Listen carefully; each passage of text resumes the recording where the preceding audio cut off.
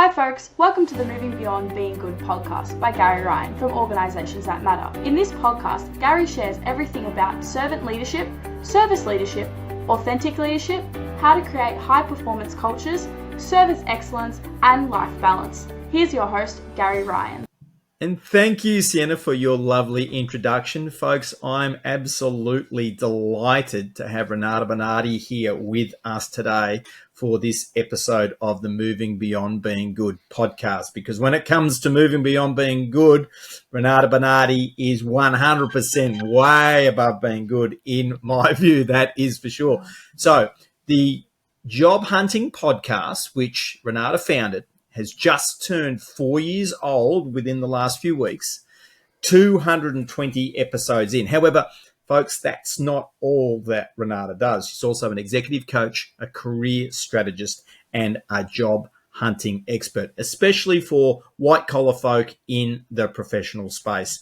And I'm absolutely delighted to have Renata with us here today because I've actually been a guest on her podcast once so far and another episode coming out next year.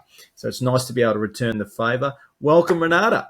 Thank you so much, Gary. It's so nice for you to invite me, and congratulations on having your own podcast as well. Exciting.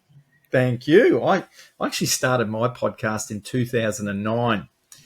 But I only found out recently, though, and I've listened to a few episodes, so well done. Yeah, we've changed it up a little bit, Seba. You've got more episodes than me. This will be, I think, in the 150s. This episode will be for you when it comes out. Yeah, which is not too bad. You know what that's like. And so the Job Hunting podcast. What I didn't say at the start is people listen to you from over 200 countries around the world. You've got a huge audience.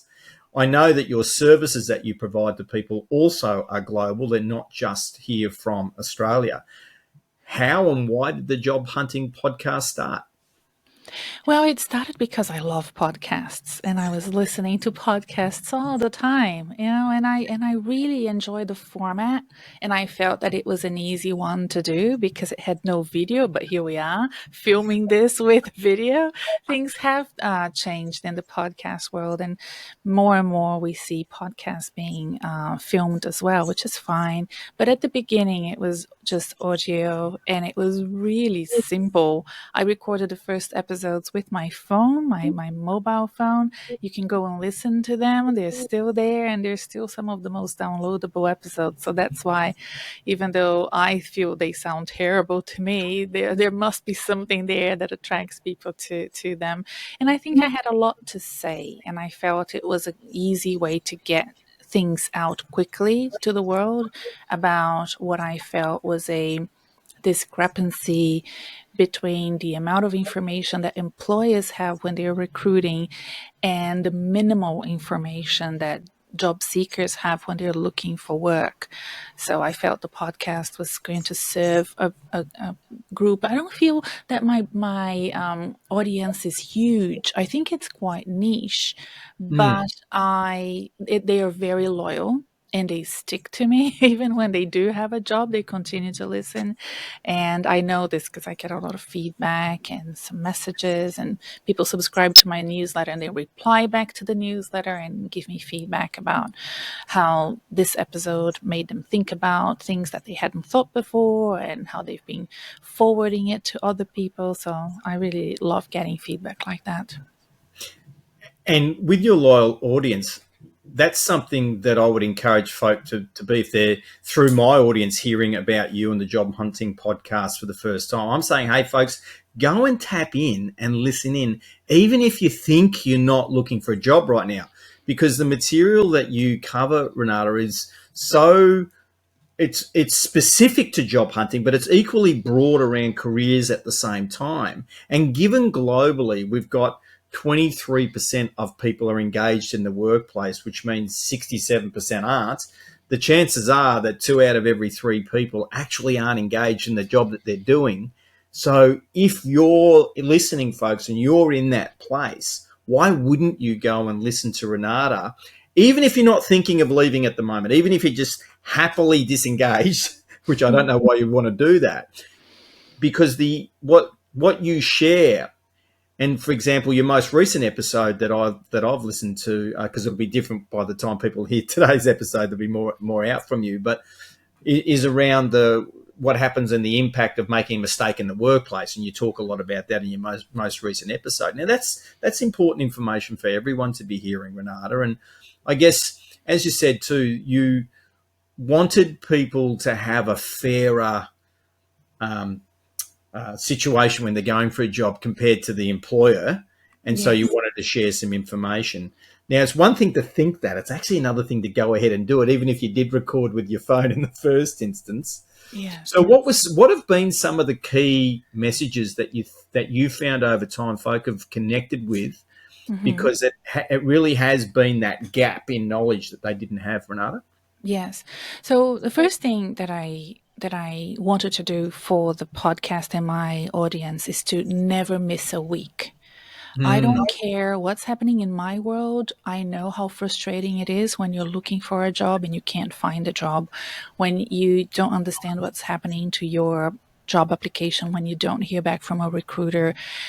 And it's, you apply and you think you have a chance, you don't hear back. You go to the end of an interview process and then you don't get the job. It's so frustrating. I wanted the job hunting podcast to be there always for you, something mm. that every Monday morning. If you're in the US, or Monday afternoon if you're in Australia, you will have that episode to listen to. So I really wanted that as a gift, and that's my pro bono work. So I'm happy to give that away. The second thing is that everybody that is a white collar worker should be expecting to be made redundant at some point, should Mm, be expecting to change jobs and change employers from time to time. mm. We know that you earn more in your career if you change jobs every 3 years. So you should always be subscribed to an episode like that. And to be honest, to your podcast as well, or where they will learn about leadership and they will progress their professional development so that they are always on top of trends and understanding what they need to do in order to have a successful career moving forward. But most importantly as well, so this episode that you're mentioning that's out this week as we record, if you are a manager of people, if you have colleagues, and somebody has burned a bridge at work and committed a CLM, a career limiting move, as I say, right? Um, it's a good episode to listen to, even if it's not happening to you. It Mm. will make you more empathetic, more understanding. It will get you out of your navel gazing situation in your job or your career and start looking outside to make you a better leader, a better colleague, a better friend. So, yeah, those are the reasons why I love doing the job hunting podcast. Is my pride and joy. And so it should be. And for example, too, coming up very soon, you've got Jeff Slade as your Hmm. guest again for a live recording. Yeah. And last year in 2022, that was hundreds of people tuned in to that interview with Jeff. What do you think is it about that particular interview that's been very popular with your audience? Wow, I don't know. Well, Jeff is a very engaging guy, very knowledgeable, and he understands. He's always so insightful and frank, and like he has nothing to lose. But very Yes. very much like me, but more so, right? Like he achieved everything he's got to achieve in his career, and he can say it as it is. He is a great supporter of the work I do. His entire team, his wife Anita, many people that work for him have been interviewed in my podcast.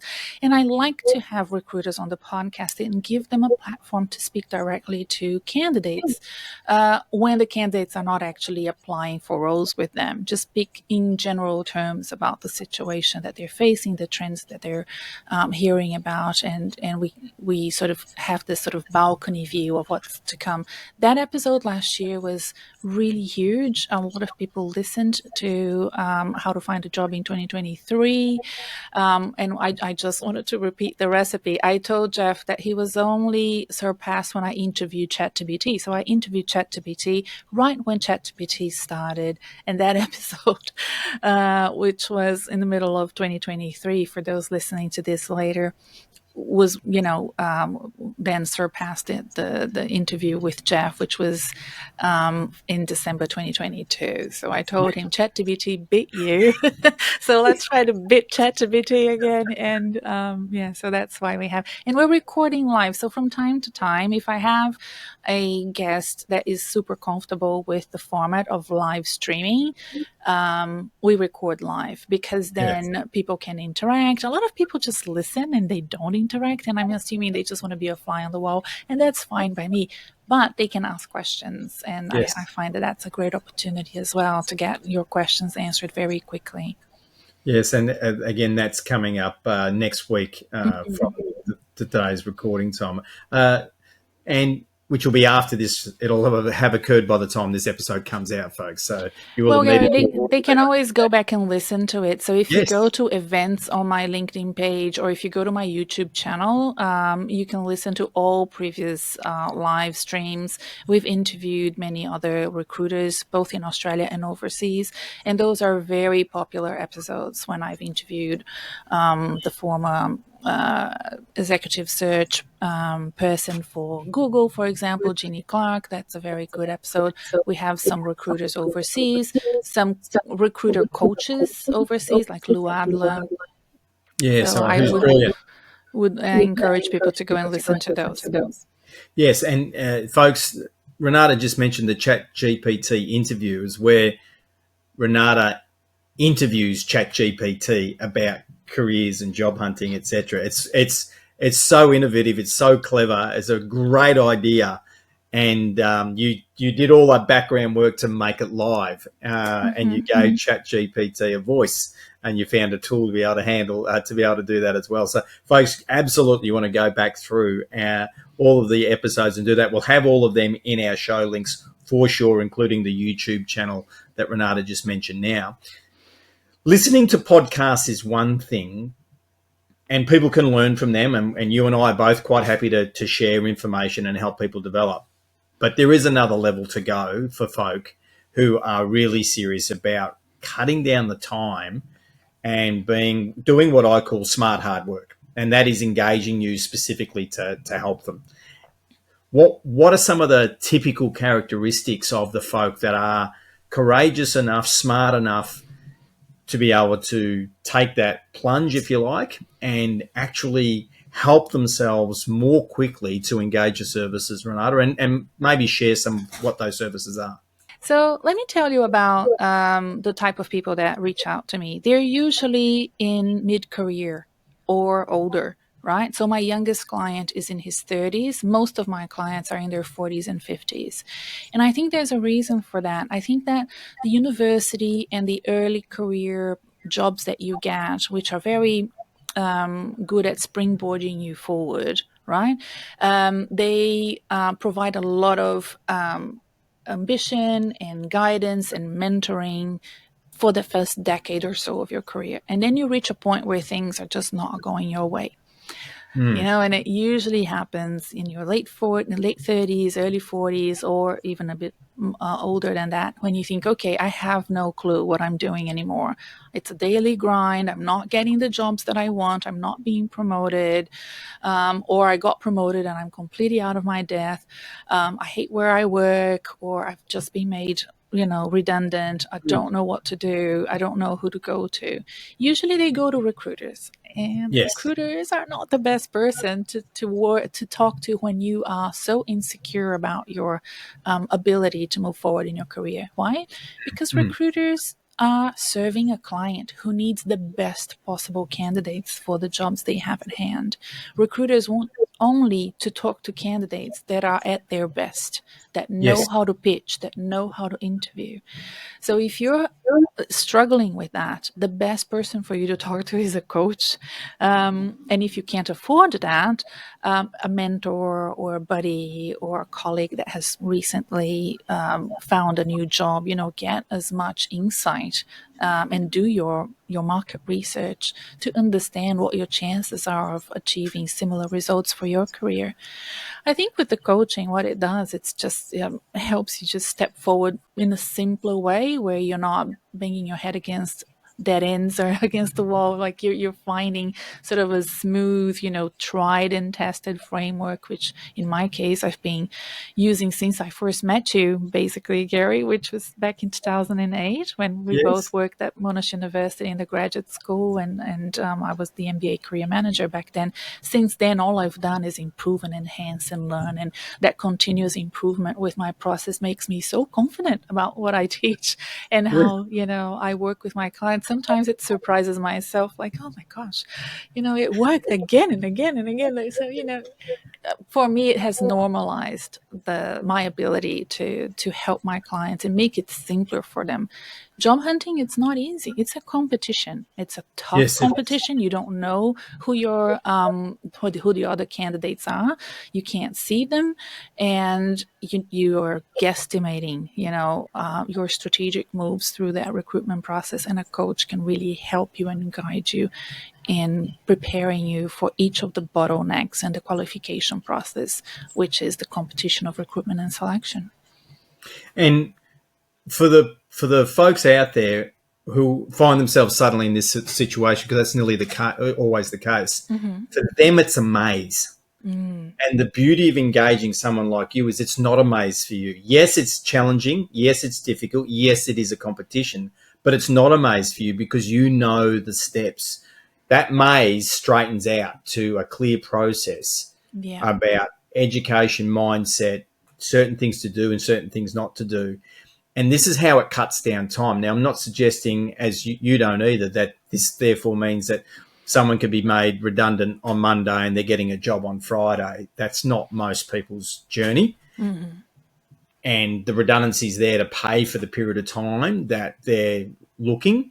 But engaging a coach can definitely speed up this process because there's folk out there who just do the classic scattergunner approach to just send their resume and the same cover letter to everyone and wonder why they never hear back from anyone. And equally, that makes their stress levels go up, their confidence go down, and they actually end up on a negative spiral, which can start at a low place to start with, especially if they didn't see, in inverted commas, the redundancy or the end of their job coming, which is still, unfortunately, many people's situation. Not everyone, of course.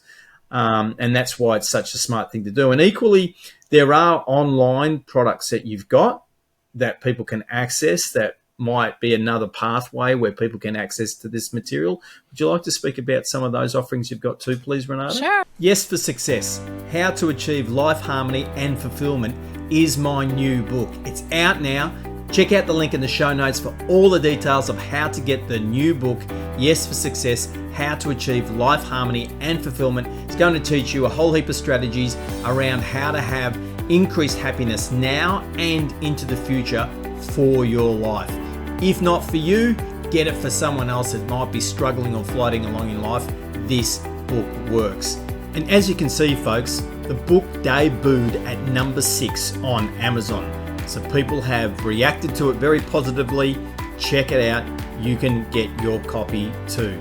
Now let's return to our interview with Renata Bernarde. Absolutely. I like to work on a spectrum of investment appetites from people that listen to the podcast and want to take it a step further, because I too was in a position where I couldn't afford anything, where I, was a migrant in this country. It's an expensive country, as we all know.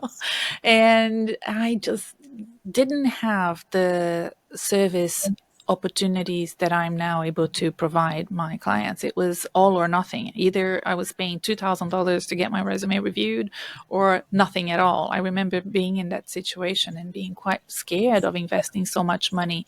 So you can start, with a 90 Australian dollar product, which is the Talent Predicts assessment, and the $97, you will get the most amazing 19-page report that will tell you what your talents are, what your career drivers are, what your personal values are. Will help you really understand how you can convey that message as part of your pitch, an about section on your LinkedIn, answering interview questions. If you read that report thoroughly and you reflect on it, it will do wonders for your career.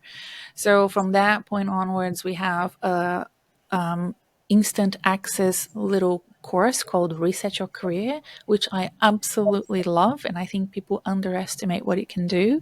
It has great masterclasses in there to help people, and it's like $199, I think. You can book just a consultation with me, just a 1 hour with me, and send me things to review before we meet. You can book a LinkedIn audit with me. Now, the LinkedIn audit is very popular, and it reviews your LinkedIn profile and activity top to bottom based on what you're trying to achieve. So I ask you a couple of questions, you answer those questions, and it gives me the guidance I need to do a tailored review of your LinkedIn. And then if you want to, okay, Renata, I really want to work with me. Sometimes people book something really simple like a LinkedIn audit, and then they're like, okay, let's Yes. work together. Then we Yes. have a 30-minute conversation to make sure that I am indeed the right candidate as a coach to help you. This morning I had a conversation with a lovely woman in New York, and I said, I'm not the right person for you. This is what if I were you, I would do X, Y, and Z. So it's not just me trying to sell my program, is me trying to understand if I might Yes. find the right person for the coaching that person needs. So I led her to a platform and a different type of coach that I think is what she needs. And that's the integrity and the authenticity that you bring to your work, which is something that, as you mentioned, we've worked together in different ways since 2008, and you've been consistent with your integrity and your authenticity every step of the way. It's why in my new book, Yes for Success, How to Achieve Life Harmony and Fulfillment, in the chapter where we talk about career options, I reference you and your work and suggest to people that they should go and access your tools and your support right from the talent predicts right through to the possibility of being coached for you, from you in this space, because I really respect that work that you do. So I'm hopeful that folk that might get my book will get introduced to you and your work as well. So some of the what would be like one or two really useful tips that might not be quite so common that you find people find useful, Renata, when they're in this job hunting space? Yes. I think the greatest hack that I think people sometimes miss when they are looking for work is the following.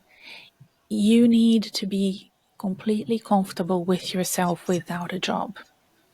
If you are comfortable without a job, without a position, without a formal link to an employer, but you still see yourself as an expert, as somebody who can do good in society, in the community, as somebody who has great tools and expertise to share with a future employer or as a business person, you will be fine.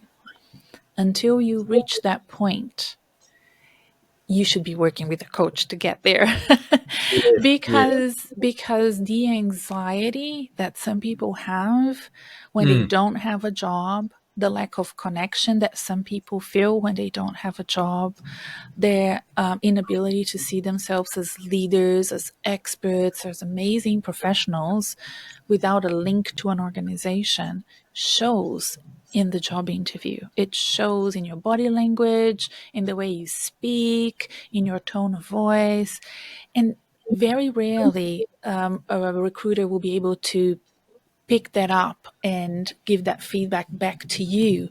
But there's a feeling that you're not quite right for the job, a feeling that you're not ready for the recruiter to introduce you to their client, the employer. And they just can't put their finger on it. Yes. So that's the hack. And it's not a simple hack, that one, Nope. which is why the coaching matters, because that's about my self-worth.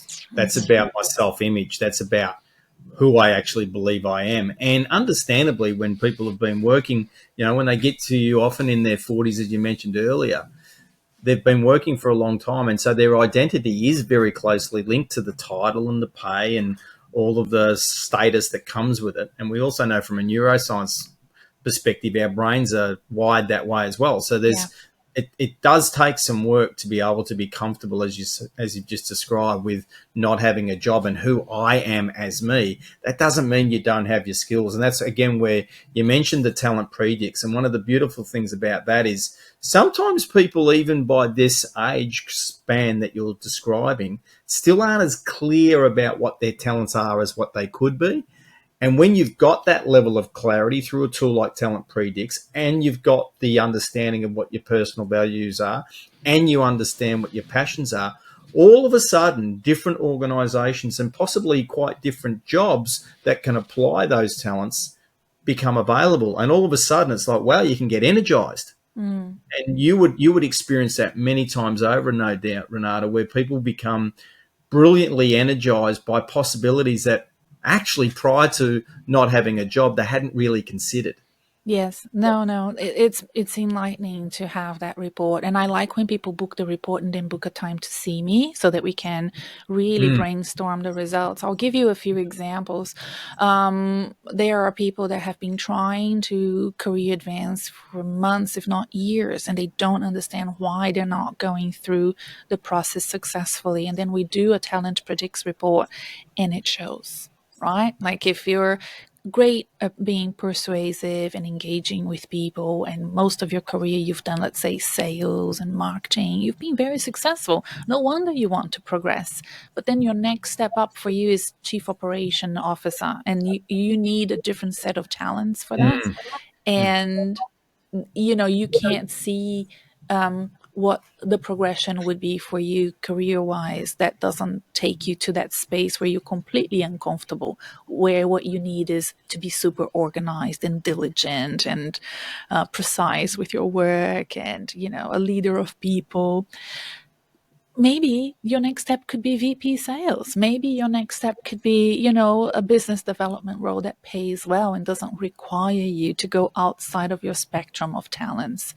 So then we Yes. sort of workshop ideas around that. And sometimes people come with me completely unhappy with their jobs. And again, the Talent Predicts report can be very telling.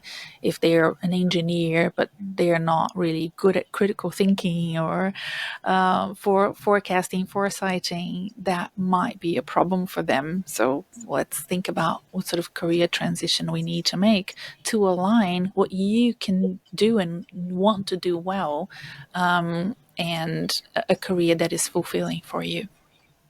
So I would imagine across the journey, you might have found. I'm just going to take engineering because you just mentioned it. Uh-huh.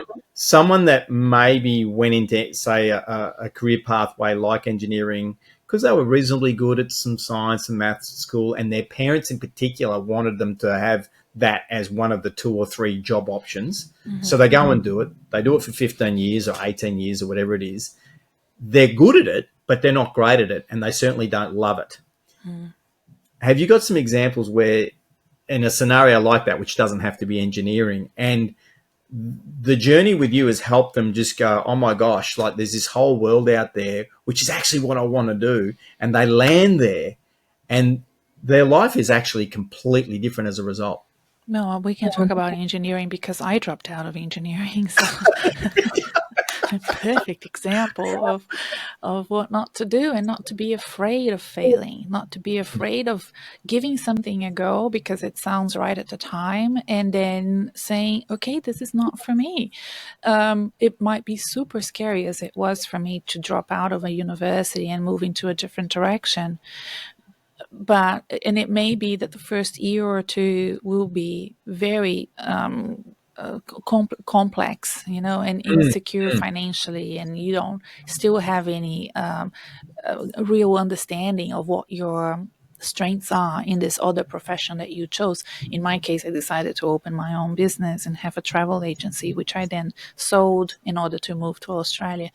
But 2-3 years in, that travel agency was thriving. I was hiring people by the time I sold it. I sold it to my employees. We had 7 people in the office. We had a great account of corporate accounts and lots of interesting projects that we were doing at the time. Sometimes we underestimate what we can do in a few in a few years, and we overestimate what we can do in a few months, right? So Yes. it's not Oh, going to be an easy journey, but it's going to be an exciting one. And if you have an inquisitive mindset, and you think of it as a project, where it may fail, and you have to have an option B waiting, to sort of pick up and take you somewhere else if it doesn't work. But you should give it a go at whatever age you are. Some people start businesses or different careers in their 40s, in their 50s, and they're doing okay. You just need to give it time, 3 years at least, if not more. yeah, yeah. Yeah. And as you said, in fact, you mentioned this also at the start about the time and how we underestimate we overestimate what we can do in the short term, but we underestimate the long term. And that's so true. It's not funny. And as a result of that, again, folks, if you're sitting there listening right now and you're thinking to yourself, or you're watching the YouTube version of this and you're thinking to yourself, oh, yeah, this sounds really interesting. I think I'm pretty comfortable. I'm saying just chip away at listening to this information along the way now, because if you do need it in 1, 2, or 3 years' time, you'll be far better prepared than you realize. Like, that's when you realize, oh my gosh, I've already put in some time. I actually understand a lot of things that I can do, which is equally applicable to internal opportunities, because you was also saying before, Renata, about, maybe the person from sales was going into a chief operating officer role, which is actually a completely different skill set. And they were doing that because their mindset was, well, that's higher in the hierarchy, so it's more pay, and therefore that's what I should do. But it could actually be a wrong career move for them and their talent, whereas being VP of sales is actually more aligned, and going to leverage their talent better. And having that level of clarity helps us make better decisions along the way. Mm-hmm. Yeah. Yeah. Well, that's not to say that you can't invest in professional development that will allow you to make those really sort of sharp corners work in your career when you're sort of pivoting like that. But it's really clarifying the reasons why things do work better in some areas and not others, and understanding the competitive advantage that your talents give the organization, and how wonderful your career can be if you invest in them, and then understanding that there are some gaps there that you need to deal with, either by delegating, escalating, or acquiring new skills, and they may take time.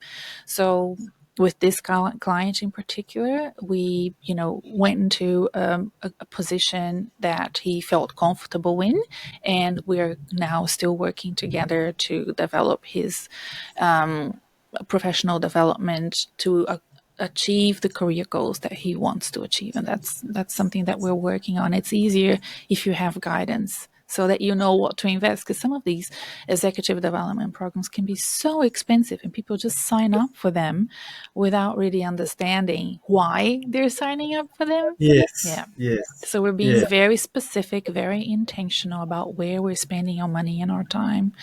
And it's hopefully that will be a very good 2024 year for that client. Oh, for sure. And Yeah. I'm really glad that you just mentioned it about people can do the professional development, because the opposite story is true, where there is someone that absolutely wants to be in this story we've been talking about now, the chief operating officer, and absolutely is learnable. It can be done with the effort, and the intention, as you just mentioned as well, because that makes a massive difference. Being clear about what's my intention here, why have I got that intention, and then we've got to get off and do the work, because there is no easy pathway, completely easy. There is easier pathways Yes. that still require everyone to put in some work and effort. Now, at the very start, I mentioned 200 countries. What might be one or two that maybe you'd never even heard of, or were a complete surprise and a pleasure to hear that people from those countries are tuning into the Job Hunting Podcast, Renata? Oh, wow. Oh, gosh. Look, we have people listening all over, in countries in Africa, in the Middle East, in Southeast Asia. But most of our listeners are in the United States. So that's Yes. the very large bulk of the listenership. And then we have Australia second, and UK third, Canada fourth. So I have a feeling that wherever they are, they're English-speaking folks, Yes. and that the United States is still the large chunk of the listenership. We do have clients all over the world as well, and you were mentioning before we press record, that I work from 7 a.m. to 7 p.m. and that's really to cater for all the time zones. So yeah, I usually start with the European-based clients and go through US and then finish off with clients that are in Southeast Asia, Australia, Middle East, and so forth. So it's a long day when I'm coaching. Yes. But you'd love it and you're dedicated to it, and it clearly works.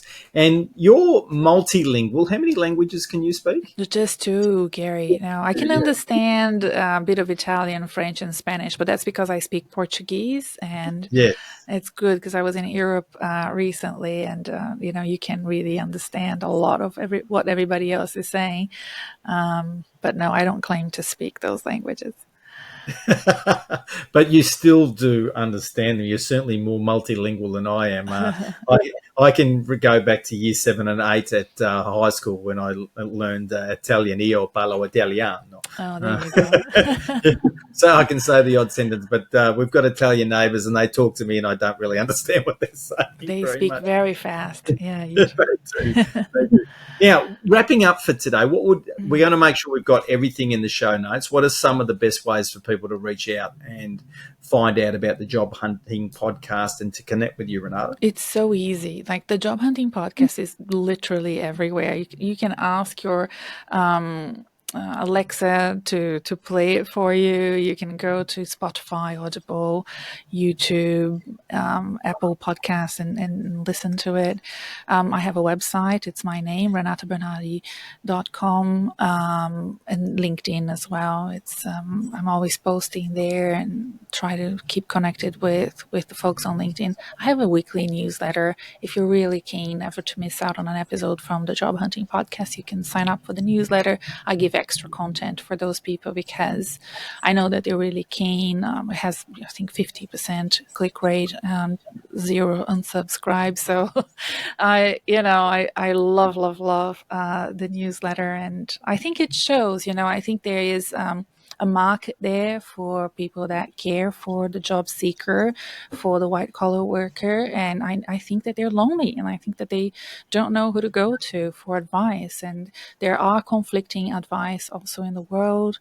Even if you are good with ChatGPT, remember ChatGPT is American. And if you're in Australia or in the UK, you might need to adapt some of what it says and the tone and, the cultural fit, that you might have to do. So that's all the different ways you can reach out to me, and I'd love to hear from you. So please do reach out. Yeah, and we'll definitely be putting them all in the show notes. And as you mentioned with your newsletter, one of the benefits I think for folk is because it's written, you can quickly scroll up and down to the various sections that you've written about and click those links and go to more information and those sorts of things, just to more quickly not lose anything, which you can obviously, you can always rewind on a podcast, etc. But for some people that prefer to read things, it's there. And as you said, there's always more information there because I'm a subscriber myself. So that's great. No, that's a very good point, because so many people are not into podcasts, and they can go to the podcast blog and just read about it. You can read the whole transcript or a summary that we provide at the top. So if you're not keen on podcasts, you have like a equivalent of an article there for you to read. Yeah, you do. And there's also a YouTube channel, which we'll also make sure that we add in as well. Well, I would like to thank you for your time, for coming on the Moving Beyond Being Good podcast yourself, Renata. Thanks for joining us. Gary, thank you so much. Congratulations on your book. I'm so delighted for you and a bit jealous because I haven't written a single book yet, and you're, on your third. So I have a lot to catch up on. Thank you. You're very kind. So with that, folks, as Renata's just mentioned, my new book, Yes for Success, How to Achieve Life Harmony and Fulfillment. It's out now. You'll see the links in the show notes as well. Please make sure that you like and subscribe to the Moving Beyond Being Good podcast. I'm your host, Gary Ryan, and I look forward to entertaining you with our next show. Bye.